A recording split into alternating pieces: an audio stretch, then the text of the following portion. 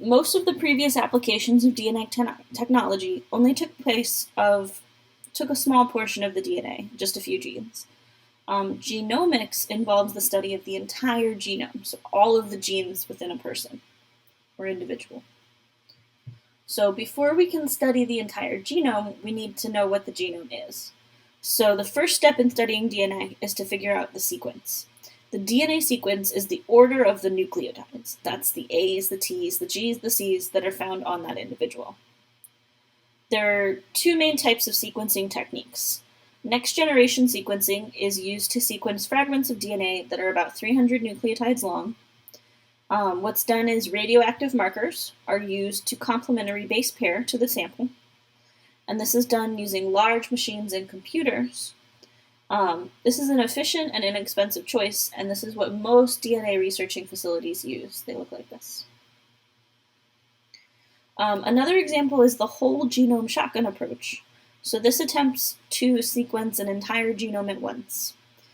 So what happens is all the genes are cut up into fragments, random fragments, and then each of the fragments is sequenced, and then a computer maps the fragments overlaying each other like puzzle pieces, trying to put them back together to get the sequence in order.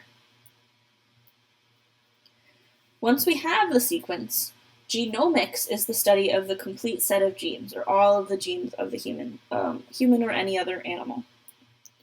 So DNA sequencing is just the first step. The genome is all of the DNA that's inside of a person or individual. In 1990, the Human Genome Project was organized to determine the nucleotide sequence of all of the DNA in humans.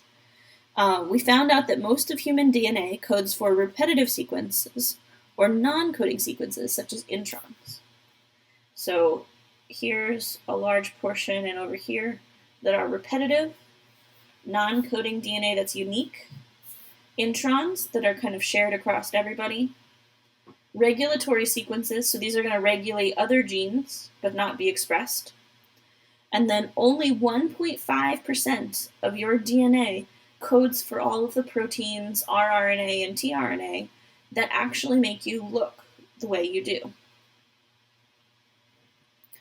Bioinformatics is when we use computers to compare entire genomes.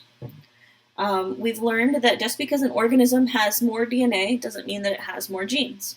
So if you look at the graph here, the bottom axis is the size of the genome, and then the y-axis here is the number of genes that are found.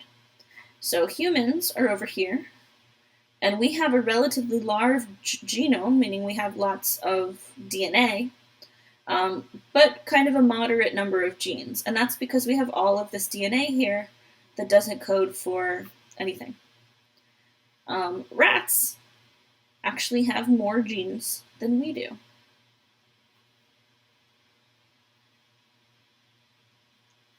Many organisms have been sequenced now, and there's a lot of information that's actually freely available online.